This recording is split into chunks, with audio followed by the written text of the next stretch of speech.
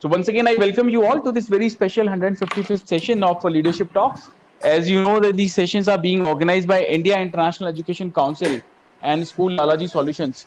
India International Education Council is a not-for-profit organization which is working in the field of education. It has collaborators from 12 countries. IIEC aims to create a better world through education. It is also building quality centers for elementary education approachable for all kids, finding best educational practices across the globe and find ways to implement those in Indian institutions. It is also creating more awareness on hygiene and learning disability. It publishes a magazine called World Education Review and many other educational reports. It aims to build 100 chapters in different cities by 2022. It will soon open its membership for institutions and individuals. It also imparts training for leaders, teachers, students, and parents. As you all know that so far we have conducted 154 sessions of under this leadership talk series. We have received 19,392 registrations, 18,187 questions on national education policy. We have received participation from 8 countries: India, USA, Qatar, Saudi Arabia, Nepal, Kuwait, Russia, and Seychelles. From India, we have received participation from 23 states and 128 cities. We aim to organize minimum 200 sessions. With this, we would be reaching out to 100,000 educators, 20,000 institutions, and 1,000 plus eminent speakers would be joining us to share their perspective and thoughts on national education policy. So with this, I request you all, please join me in welcoming our key speakers for this very special 155th session. Our first key speaker, a very senior education leader, Soumit Srivastava sir. Soumit sir is the Deputy Commissioner with the Kendriya Vidyalaya Sangathan, Bhopal, Madhya Pradesh. He started his professional career as a physics teacher in 1993 at Kendriya Vidyalaya Sangathan and began teaching physics at +1 and +2 levels into Kendriya Vidyalayas, besides science in lower classes for 5 years in each. He joined as education officer in KVS in 2004 and worked successively in the regional offices Patna, Silchar, Jammu, Dehradun, Bhopal, and also a brief stint at KVS headquarters. He was promoted as Deputy Commissioner in 2012 and headed regional offices at Silchar, Dehradun, and now Bhopal. Concurrently, also handling the additional charge of Director, Zonal Institute of Education and Training at Gwalior, conducted several in-service training program, workshops, induction programs, and other capacity building programs for teachers of all cadres, vice principals, principals, and non-teaching staff as well. We welcome you, Soumit sir. Thank you for joining. It's an honor to have you. Thank you. Welcome, sir. I'll come back to you. Our next speaker, another very senior education leader, Sabiha Khan ma'am. Sabiha ma'am is principal with Al Barkat Public School, Aligarh, Uttar Pradesh. She's an educational professional accomplished in organizing teacher curriculum, assisting with lessons, collaborating with other professionals to provide the highest level of education for each student. She has done a Bachelor of Science, Chemistry from Aligarh Muslim University, Bachelor of Education from AMU, Master of Science, Analytical Chemistry from AMU. Under her able leadership, her school has seen a magical growth from 600 students to 2,500 plus students. So, Sabiha ma'am, I would request that if you can share the secret. Lot of schools would like to know the secret. She was appointed as a... Sure, ma'am. Thank you. She was appointed as a member of inspection committee by CBSE to grant affiliation to several schools in UP and NCR. She was also appointed as mentor by CBSE for 3 CBSE affiliated schools in Aligarh. She was also appointed as central superintendent for CTET, UGC NET, and AMU entrance examination several times. She has been regularly invited as a resource person to deliver lectures and to train teachers of different schools of AMU and CBSE. We welcome you, ma'am. Thank you for joining. It's an honor to have you. Thank you. Thank you. Welcome, ma'am. Our next key speaker, another senior education leader, Suparna Sinha ma'am. Suparna ma'am is principal with Mount Litera Z School, Kanpur. She is a senior education leader with 29 years of experience in education.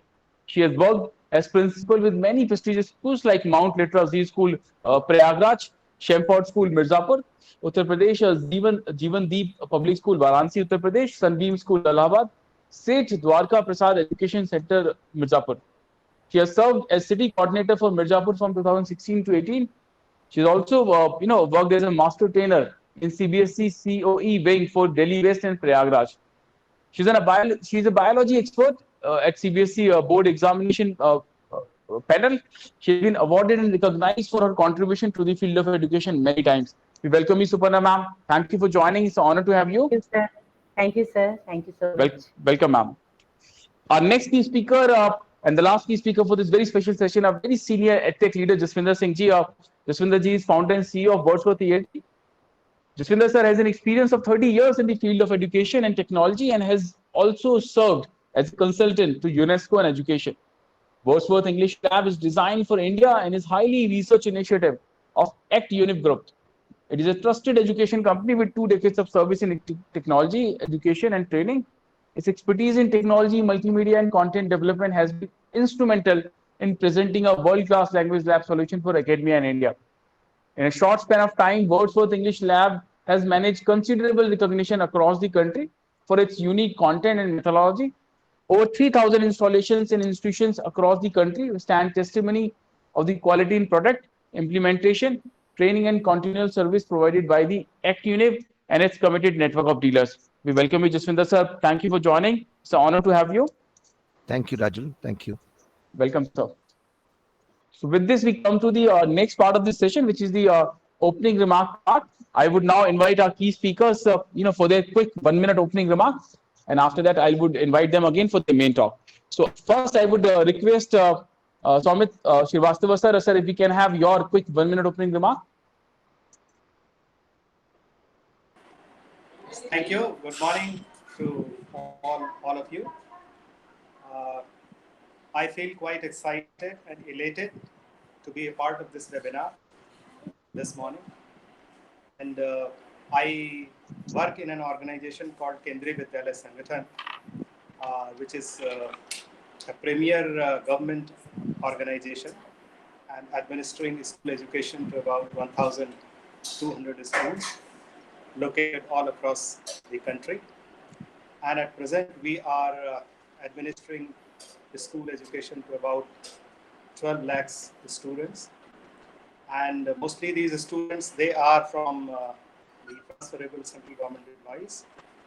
But about 40% of our students' base comes from civilians and the static population as well.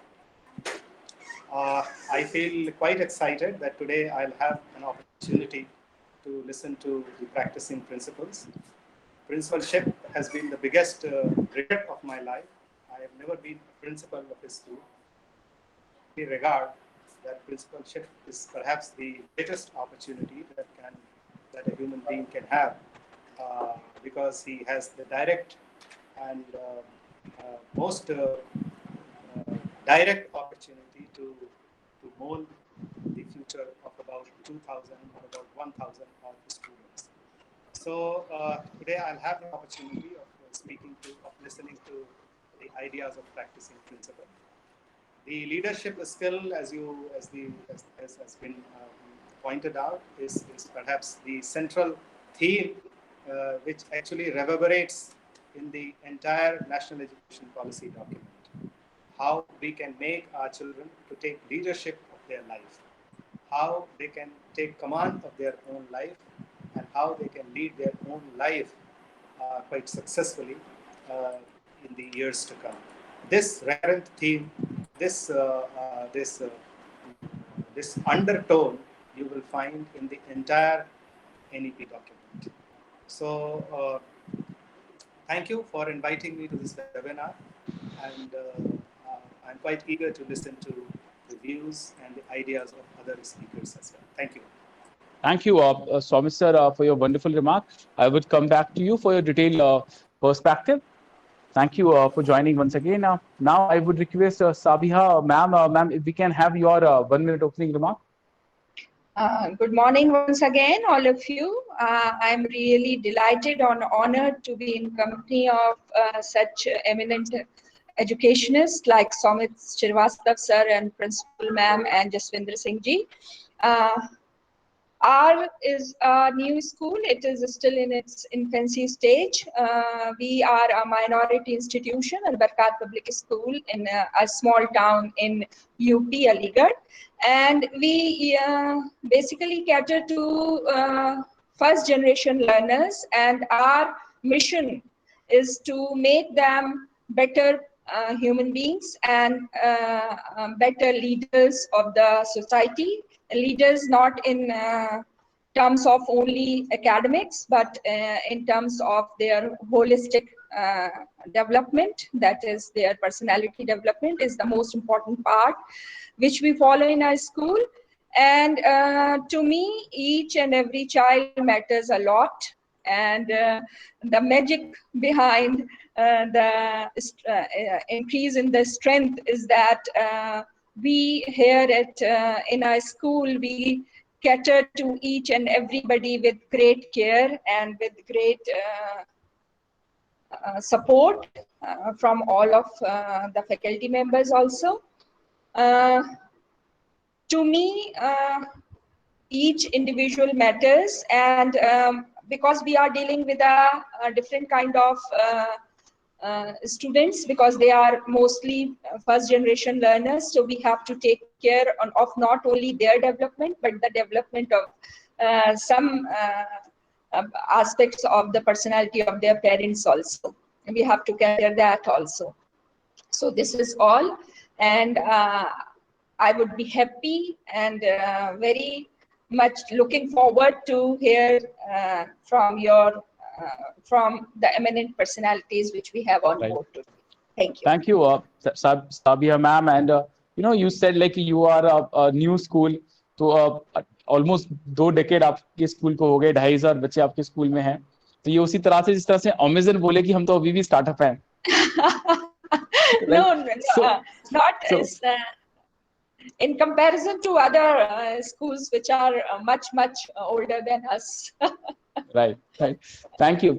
So you have said you're direct competition with AMU, right? So No. We are not in competition with anybody. We are in AMU competition with ourselves only. AMU तो madam का alma mater है. Yeah, it's, right. Alma mater. Yes. Thank you, Sabia ma'am. I would come back to you for a detailed perspective. Now I would request Suparna ma'am, ma'am, if we can have your opening remark. It's a big opportunity for me to attend this webinar where all the eminent personalities are visible. First of all, a big thanks to the organizer. And I'm working presently in Mount Litra Z School, Kanpur, and we had started school from 2017.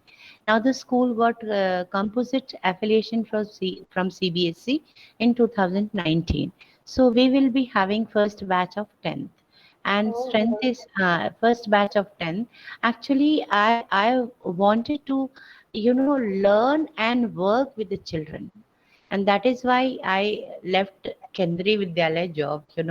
I was selected in Kendriya Vidyalaya and posted in like Assam in the year 89. But I left that job because my children were very small that time, of 1 month.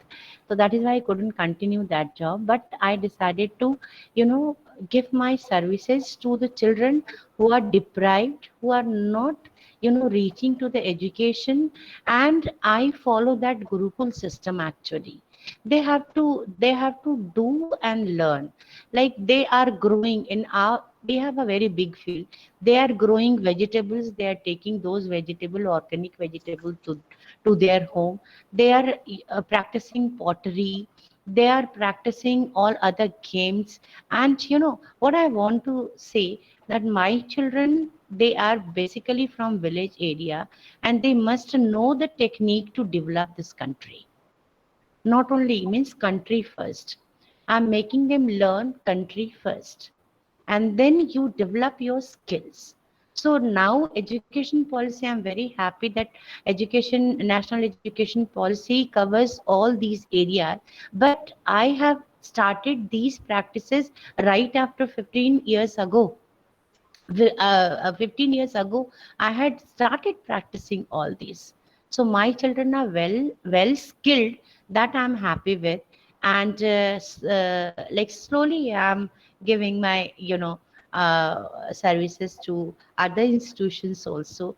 Even I have asked my students to teach their mates who are coming at home. So each one teach one. That program is also started here, and that way they are teaching their mates. Even I also taught my maid, and she appeared in 10th examination, then slowly on 12th examination. So just I'm making them not literate, but I'm making them, educated. This is my mission, to work with the children and to learn and to teach. That's it, sir. Thank you so Thank you. much. Thank you, Suparna ma'am. You said like your main focus, is upon teaching those techniques to your students to build Yes, sir. nations. So, Right. we would request you if you can share those, those learnings with us, so we can share, among all the connected schools. So we all Right. need, as a nation, we need to learn about those techniques. And most of the educators who have participated in these sessions, they have emphasized upon these things, that we need to inculcate Hmm. these values among our learners. So big Mm-hmm. thanks, Suparna ma'am, Thank you so much. for contributing your lifetime to the field of education to teach these techniques. Big thanks. I would Thank, come back to you for your detailed thank, perspective. thank you, sir. Thank you, sir. And now I would request Jaswinder sir, if we can have your opening remark. Yeah. Good morning, everybody. Formally, uh, I'm indeed delighted today. There's a reason for that. Sumit sir and Principal Suparna ma'am, I have worked a lot with Kendriya Vidyalays. In fact, I come from the education technology background. We are into language teaching, and our company has provided the Sanskrit and the Hindi and the English language lab for all the Kendriya Vidyalays. In fact, we were asked to develop something, to do with Sanskrit by the commissioner of KV, Mal Sabjothe sir. He's retired now. So, in that way, ma'am, uh, we got the opportunity to work on our very, very important language, that is Sanskrit. Realized how Sanskrit can change the way we think. It is a very logical language. When I say logical language, means even the spellings of a word, there's a reason why that is put up that way. So indeed, a great pleasure working with KVs. Sabia Khan, ma'am, Yes. working with a lot of minority schools. I myself come from a minority background. In fact, the government of India there's a minority board, and that minority board has given our company the project to see to it that the entire minority class people in Gujarat, where I come from, we have to train them and we have to get them job ready. So we are doing that huge project, which we do around 1200 students a year across Gujarat. We identify people who have done their 10th standard and dropped off, or done their 12th standard and dropped off. Very nice. We get them into the mainstream, because what we need to do is to make That's very good. everybody get into that, because jobs Mhm. can be done, if you're little help, and these people are ready to take up the jobs. Okay. Mhm. Coming on to today's session, we're going to talk about NEP 2020. Since I come from the EdTech background, I'm going to talk about how can we use technology to achieve those mammoth goals that NEP 2020 has set up for us. Second is, there's a lot of disruption they are bringing in the way, in the language that is used for teaching. They have come up with the usage of local language or the mother tongue to teach in the early foundation years. Excellent, something which should be done long back. How do we take advantage of that, but not compromising on English, which is the international language? So my total focus is going to be on these 2 points, and I look forward to my second part of the session to take you through what my learnings are and what we've been doing all these years. Thank you so much. Thank you, Jaswinder sir, for this wonderful for sharing your experience, and we are very excited with your presence. I'll come back to you for your detailed perspective. Now, with this, we come to the next part of the session, which is the main talk part. I would now invite our key speakers for their main talk, for their detailed perspective. But before I invite our first speaker, I just would like to share the learnings which we have had during our last 154 sessions.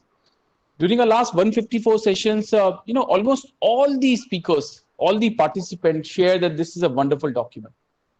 This document has potential to place India at that coveted position of Vishwa Gyan Guru. But at the same time, almost same number of participants shared that this is very, very ambitious and going to be very, very challenging in terms of execution.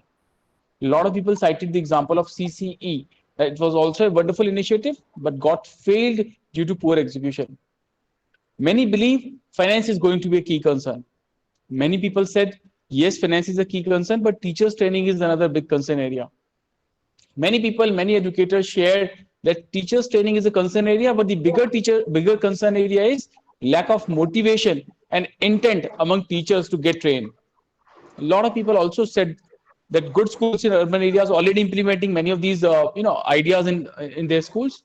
So biggest challenge would be rural schools for government school and for budget schools.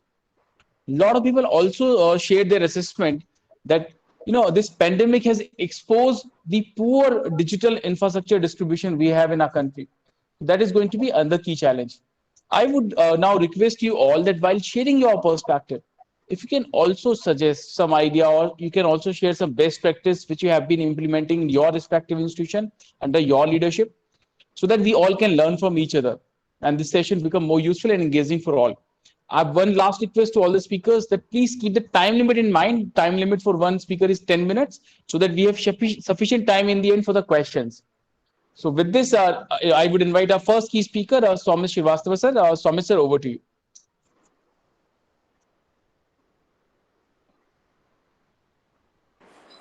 Thank you, and good morning to all of you once again. Uh, in fact, on national education policy, a lot can be spoken, but I will not be speaking on technicalities, on technical points, and I will select a few points which, according to me, are quite relevant, and they are going to be key to implementation of this national education policy. As the national education policy, it actually outlays the, the concerns, the educational concerns of the government of India. And these concerns, since they have varied over time, they have been different for different time. That is why there is a need to revise the national education policy. And over time, it has been revised. Now, this current National Education Policy 2020, it actually aims to make our children take leadership of their life, and leadership of their life in the backdrop of futuristic requirement. You would agree that the world ahead is going to be more united and more connected than ever before. There will not be anything which is called which may be called native, or belonging to a certain country, or belonging to a certain culture. So since cultures are interacting, they are meeting, they are frequently influencing one another. So therefore, in the times ahead, we will have what is called, what you call as a global culture, or global values, or global system of working, or global ethics, or world ethics, call it by any name. The point that I'm suggesting is that the anything which actually defines a human being narrowly because of cultural identities, because of religious identities, or because of social identities, all these narrow definitions, their time is up. And technology, the fast emergence of technology in various walks of life is actually helping the demolition of these narrow concerns, narrow definition, and narrow identities. And sooner than before, we will have this global culture, global ethics, world ethics, and therefore we need to make our students impervious to the politics of localization. In the past, it has been practiced. There are several fault lines along religion, caste, creed, race, language, color of skin. All these fault lines are there. And these fault lines can be exploited by unethical politicians to pursue their political agenda, to carve out a specific vote bank, to create a niche for them in the political competition. So this has been going on for some time. So we need to make our children at least impervious to such influences. And to be able to do that, we actually need to give them such solid background of global ethics, of global culture, of globalness in the whole way, if it can be called, so that in the later years of their life, they remain impervious, or they remain, you could call them as shock proof, they remain shock proof to these harmful influences. This, I find, it has been adequately addressed in the National Education Policy. So it actually talks of in various ways, sometimes directly, sometimes in subtle ways, and sometimes quite indirectly. It's very difficult to decipher also at times. But this undercurrent, you will find that it actually aims to make Indians, our children, impervious to harmful influences. How we will do it, how we will inculcate global ethics, global values in our children, that is left to the imaginations of educational leaders and practicing teachers. And I believe that practicing teachers and leaders, principals, they will rise up to this challenge, and they will inculcate the global ethics and global standards in our students. And even if our native culture or native narrow definitions, if it has to make way for globalness, better be it. We must sacrifice our narrowness to embrace what could be called as something which is more expansive, something which is more inclusive. So that for that inclusive ideas, all exclusive ideas have to make way. And this National Education Policy, this document, actually adequately addresses the need of it, although it does not spell out insufficient details as to how it will be achieved.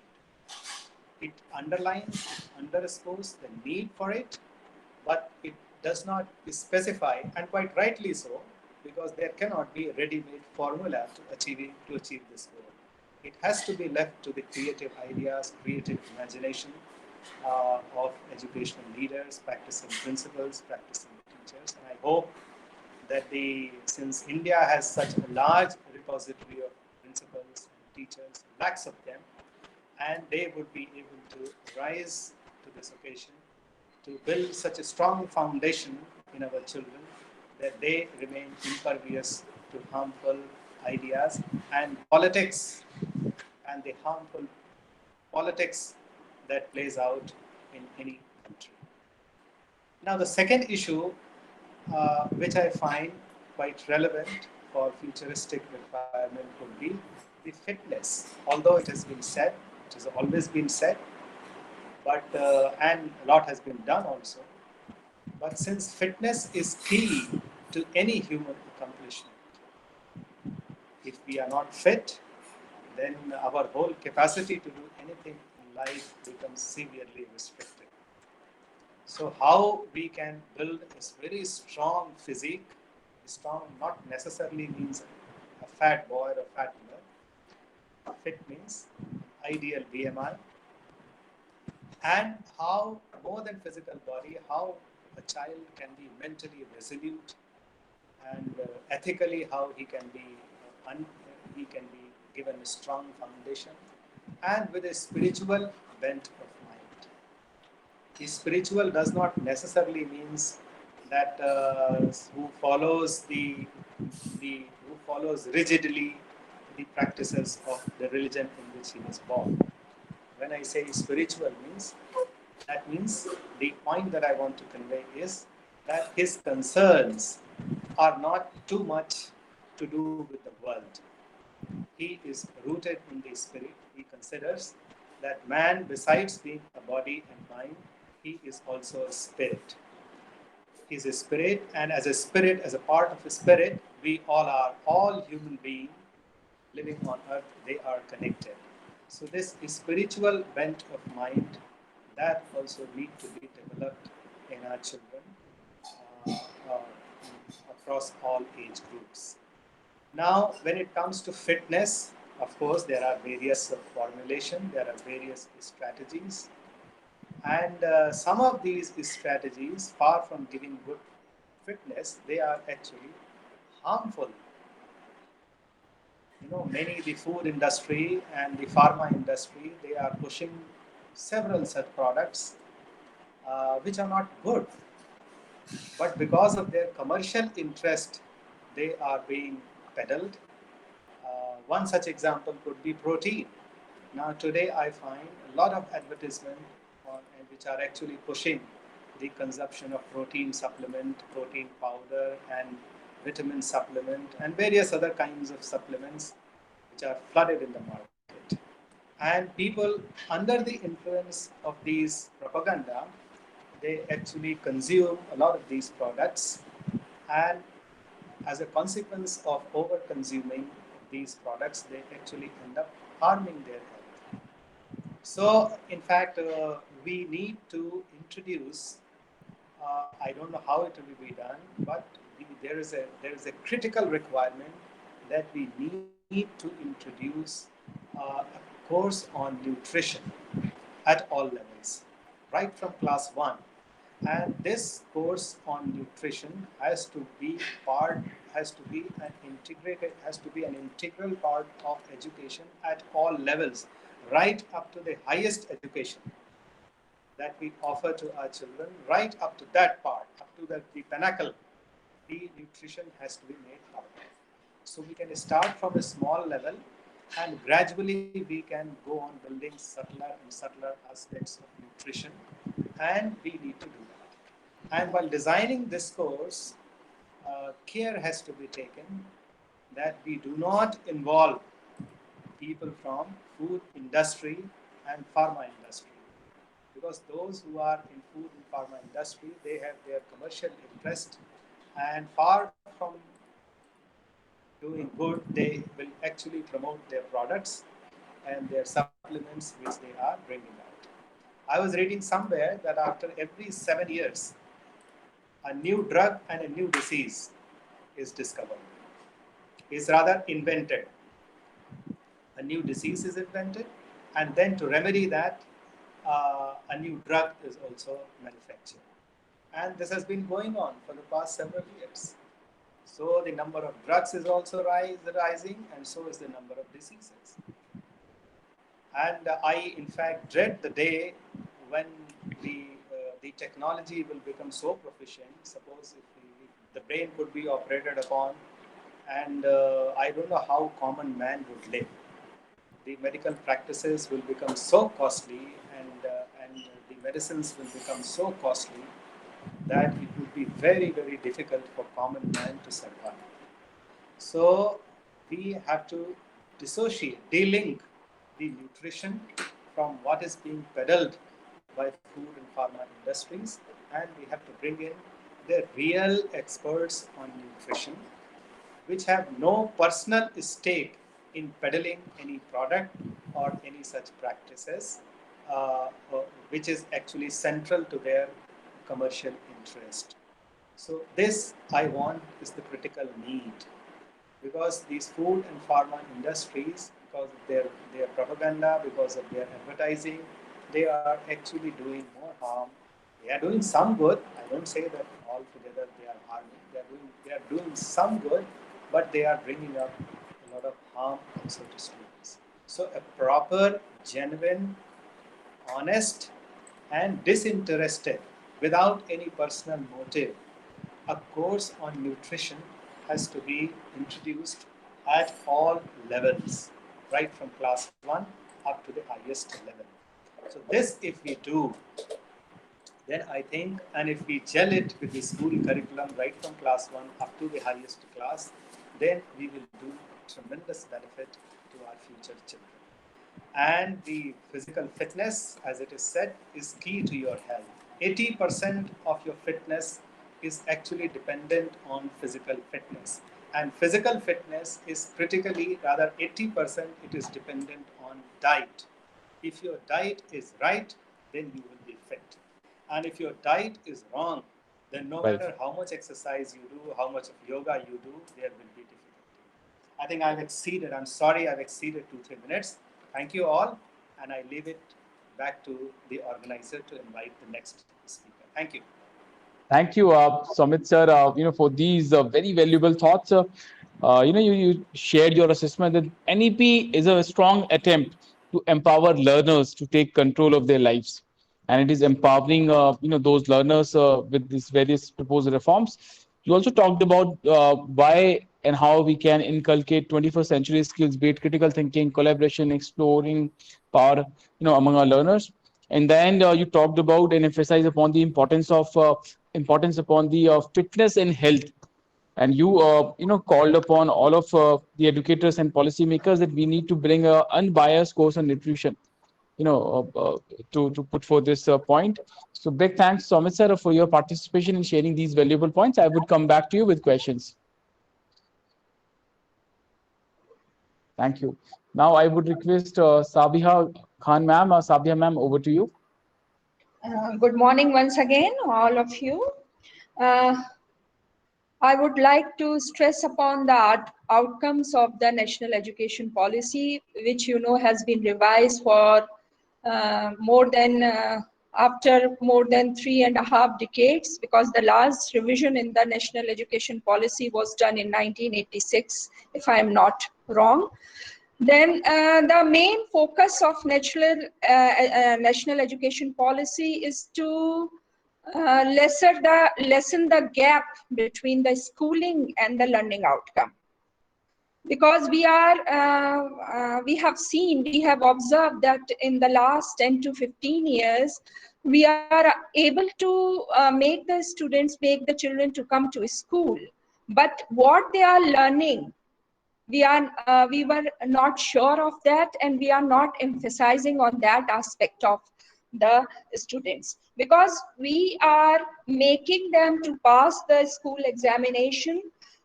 We are making them to have good grades in the school examination, but we were not focusing on their employability. We were not focusing on their learning outcomes, what they have learned throughout their schooling, and we were lacking in that. And I hope that our National Education Policy, which is very, very good, and which boasts of very optimistic measures which we can employ to lessen this gap of in between schooling and the learning outcome. So the expected outcomes I want to discuss of this NEP. One of the expected outcome of NEP is the universalization of access. So this school education should be accessible to all. This point I want to emphasize more in my perspective, because in our community, this is a major point, that the children, they don't have the access to good schools, and to the schools which they have the access to, they are unable to cater to their needs. So this is one of the expected outcome of this NEP, which I'm looking forward to, that is universalization of access from the early childhood education to senior secondary level. Then the second expected outcome of this education policy is ensure equity and inclusion. That is very, very important point, that we should include all. This is the point on which everybody is very much focused on nowadays, and every sensible educator is very much keen on that point. That is, we must ensure equity and inclusion of all. Equal opportunities should be given to all the children so that they can have the access to world-class education. Then you know that almost still, though we have encouraged most of the children to join the school, still we have more than 2 crores of children who are out of school. So our main focus is to should be to bring those students to those children to attend the school. That is, bring to those 2 crore students at present who are out of school to come in the school education. Then the are not only that they should join the school, but they should continue, because we have this problem of dropouts, and especially in our community this problem is very much there and very persistent, that the children, they drop out after 10th, they drop out after 8th, and mostly in our community the parents, they don't give emphasis to the girl education. So mostly those dropout students are those who are female students. They drop out from the school after their 10th or 8th class. So one of our main concerns should be to minimize that dropout rate. And this national education policy, NEP, it emphasized to attain SDG goals, that is sustainable development goals of retaining all children in school until completion of secondary education. That is one of the goal of NEP. Then improve quality and achievement of learning outcomes. This should be taken care of, and especially in some of the schools in rural area. This is the problem, that the children, they are attending the school then, but they are not gaining anything. Learning is not taking place. So this should be taken care of, that continuous faculty development programs should be there to improve quality and achievement of learning outcomes. Then NEP also focus on the 21st century skills. We as Somit sir rightly said, that we are into globalization. So our education system should not be restricted to local politics. It should not be restricted to area. It should not be restricted to gender. It should not be restricted to the community, but the global aspect should be there. So globalization can only be achieved by making them learn the 21st century skills. That is one very important point. And it can only be done by resource sharing. The school complexes, the schools not only can improve their working by sharing good practices with one another. So that is one of the aspects, that is one of the expected outcome of our national education policy. And overcoming the language barrier, as it is rightly mentioned in the national education policy, and several researches have shown that if the children is taught in their own language, in their mother tongue, then they will tend to learn more. So emphasis is on the teaching in the local language. But we should not, as Jaswindra Singh Saab rightly said, that we should not ignore a common language for all, that is English. English is a universal language, and we cannot, for example, if a child is in South, in one of the school of South, and he has been given the command in any language of South, medium of instruction is any language of South, and if his parents are employed and they are transferred to northern region of India during his schooling, then what will happen to that child who doesn't know to communicate in Hindi or in any language of northern part of India?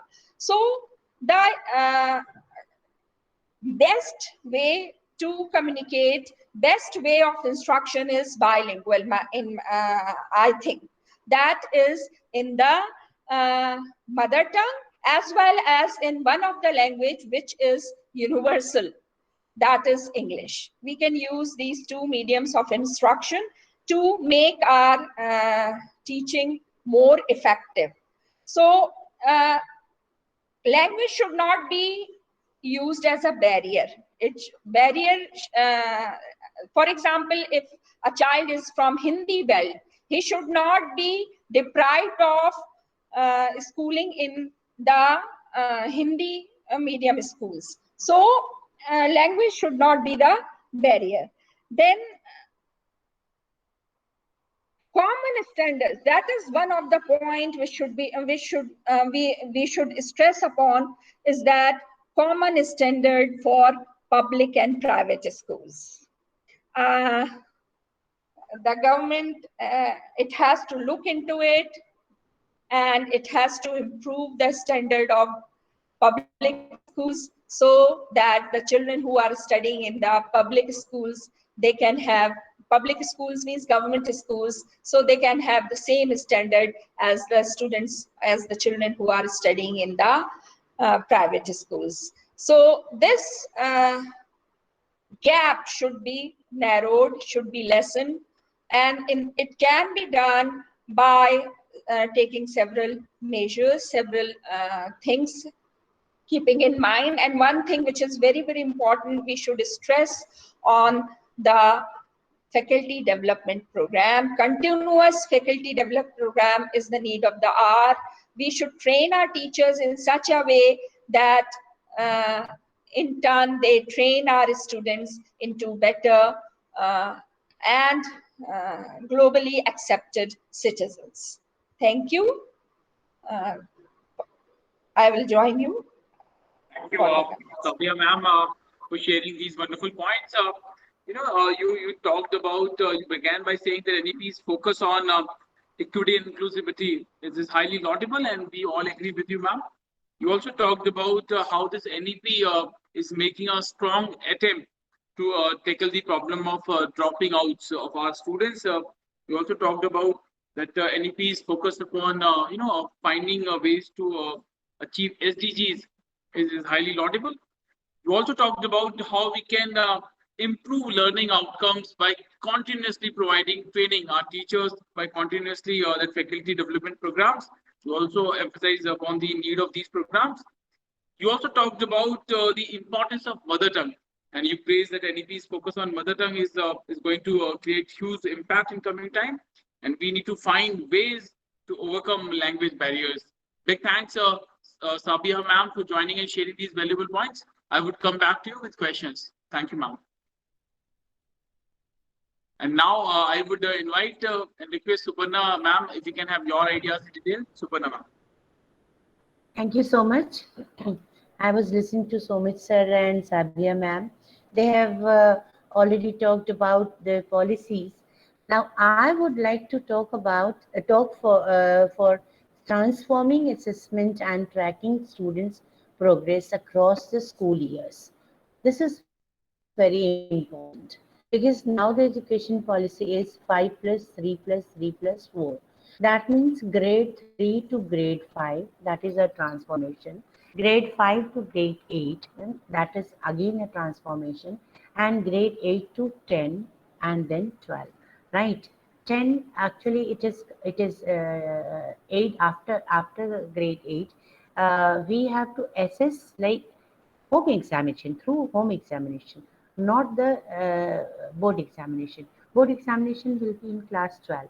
So achievement of the basis of learning outcomes and through assessment of core concept and knowledge.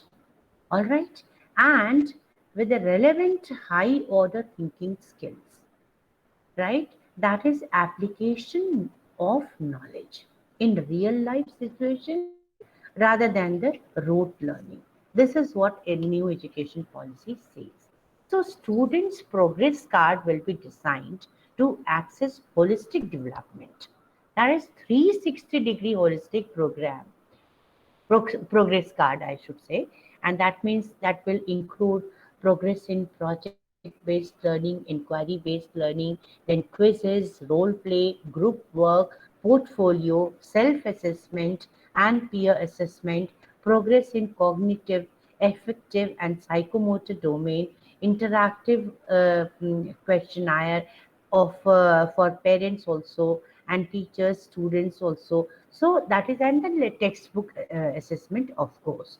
So these are to be taken care of, and teaching learning will leverage the power of multilingualistic and language learning. So right now, Sabia ma'am was telling about like how children will learn South Indian language. So that has been already given. One foreign language and two native language. So we can keep two native language. Hindi we are keeping in Hindi belt, and one language we have planned for our school, that one language of South India, or other like Odia or Bangla, that we will keep, and children will study about. And like early childhood education and care, that is till 5 years, 0 to 6, that is a best learning brain. And we have to, like, 700 synapses are being produced each day. So that is why that foundation should be very, very strong. And that we were talking about equity also. Like the teachers should be well trained, and that we are doing in our school. And teaching learning will leverage the power of multilingualism and the language learning. So that is, it doesn't say that do not teach English. National Education Policy 2020 doesn't say that do not teach English. English will be taught, and bilingual, that is also very good. That mother tongue or home language, because child is coming at the age of 3, child is coming from home. So he will or she will understand more in their own language. And I will talk about that integrative vocational education at all levels in the classroom. So right now, everyone has received the notification from CBSE, that is art integration integrated project. Okay, art integration in the subject. So we have done, and our children after the examination, we called up and they worked upon the projects. They learned a lot. So Uttar Pradesh, my state, is paired with Arunachal Pradesh and Meghalaya. So they explored about Meghalaya. We had virtual tour to Meghalaya and Arunachal Pradesh. So they learned about, Meghalaya and Arunachal Pradesh. So that is why knowing our own country through vocational education, that is very important, and I liked it very much in national education policy. So they will be getting an opportunity to learn about our country, to know about our country. So till grade 5, we are making them, familiar with all those concepts. And after 6, after 5, means 6 to 12, 6 to 8, basically we are giving them the knowledge of the subject, so that they can also well equipped with a concept plus the subject knowledge. And then 9 to 12, we are making them expert in the subject. That is, and NEP aims to support and nurture teachers through all phases of their tenure. So that is preparation, recruitment in the classroom, and professional development. That is also very important. And lastly, I would like to say that reducing teachers' isolation and building a sense of community through a school complexes, that is important, right? So what is it? I would emphasize on few points. That is resource sharing. See, what we are making them learn, that is important along with the concept. So time to time we should plan such project which is, working project, right? And they work in the school, they gather the concepts and they develop their skills. Like we have, so many degrees. If we are going anywhere, well, people will not ask about our degree. People will ask about what do we know. So that is why we have to make our children that much skill so that they can stand on international playground. So resource sharing such as library, science labs, computer skills, and playground, even photography. See, in class, like I told you, that the project-based learning is very, very relevant right from class. My nursery kids, they know how to put jam and butter on the bread, and they can survive if there is no help at home. So that we can go ahead with this kind of skill. So one project, if we are dealing with one project, that is, they learn about cooking, they learn about sports, they learn about languages, they learn about mathematics concept, they learn about other subject concept, they learn about music, dances, etc. So that is integrated project, and that is art integration, we can call it. Okay. Second point, that is holding joint activities such as art and science exhibition. Okay, sports meet, quizzes, debates, and fair. We had organized one event, Fate, where we had asked students to present the cuisine of Meghalaya and Arunachal Pradesh, dances and the culture. They had done it. So a sense of community is to build, overcome the isolation of teachers, students, and school through joint professional development program, sharing of teachers' learning content, joint, you know, programs. That is the joint development program, we can call it. Okay, and cooperation and support across the school for education of children is necessary. That is sharing of counselors, trainers, okay, social workers, teachers. We have to combine community help also.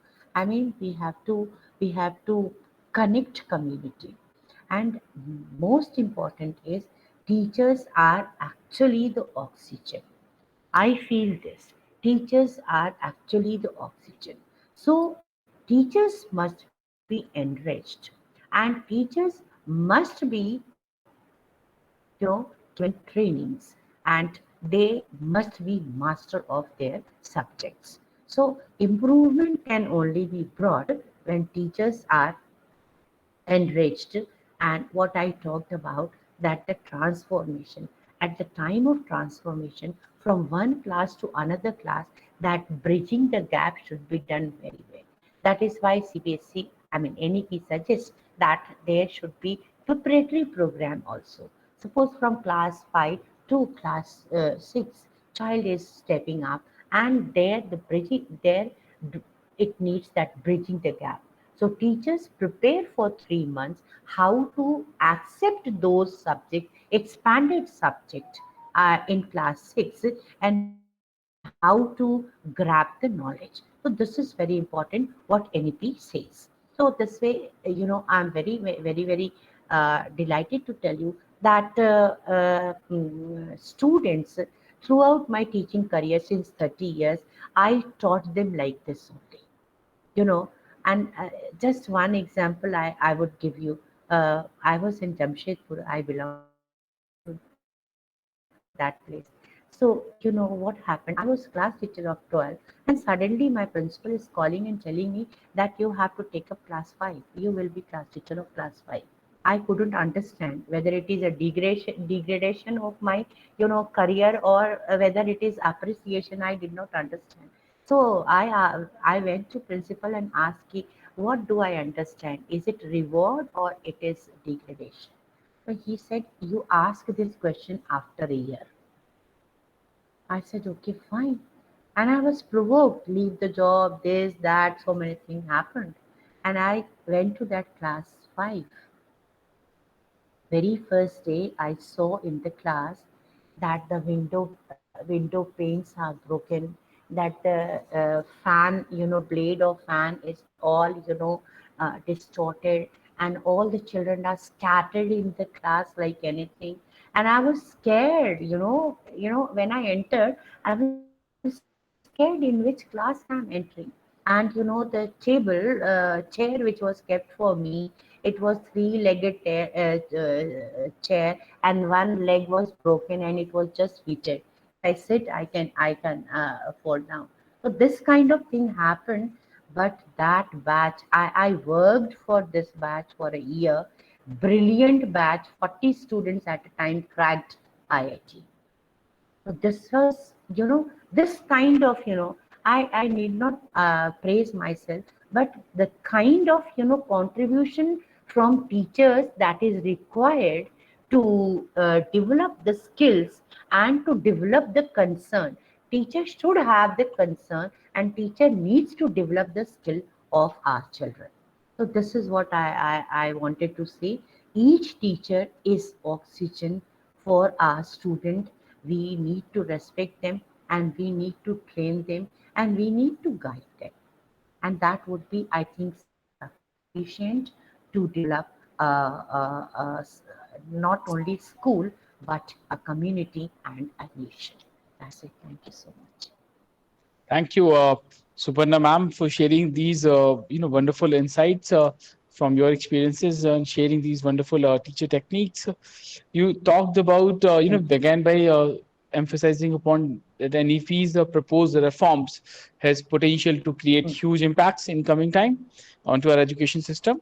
You also talked about that the huge focus of NEP on teachers training is laudable and certainly would create an impact. You called upon all of us, all the educators, that we need to provide working projects to students so that they can build upon their skill sets, to find a niche for themselves at that global platform. So, For innovation and creation. That is very innovation much and creation. important for the Absolutely. Yes. Absolutely. Innovation and creation. So we need to encourage our students to ask questions, to build that feel of encourage them to be curious, to ask questions, so that they can think out of the box solutions. In fact, a lot of educators who have participated, they have shared that we don't need to give solutions to students. Teachers' primary responsibility They in need today's to find. time, we need to encourage They them need so to that they can find out. find. Absolutely. Need to encourage critical thinking. Critical Yes. thinking. And I'm sure Jaswinder sir would share a wonderful example. How students, like what should be a modern age teaching, what should be a 2021 teaching. And I see that Indrajit sir from Russia is joining us now. Welcome, Indrajit sir. Indrajit sir is a close friend of Soumya Srivastava sir. Welcome, Indrajit sir, for joining. Now with this, I would invite our last key speaker for this very special session, Jaswinder sir. Jaswinder sir, over to you. Thank you, Rajuji. Now I can say good afternoon, everybody. We started in the morning and we've just entered the afternoon. Indrajit sir, I don't know what time is there in Russia, but whatever time, greetings to you, sir. Okay, so I will pick up the point from where Suparna ma'am, talked about that. How do you transform a unruly crowd of students? You know what I think? Students do well in those subjects whose teacher they love the most. Am I right, Suparna ma'am? If the Yes, you are right, love you sir. as a teacher, they will excel. They will excel and they will excel. So the whole onus of creating that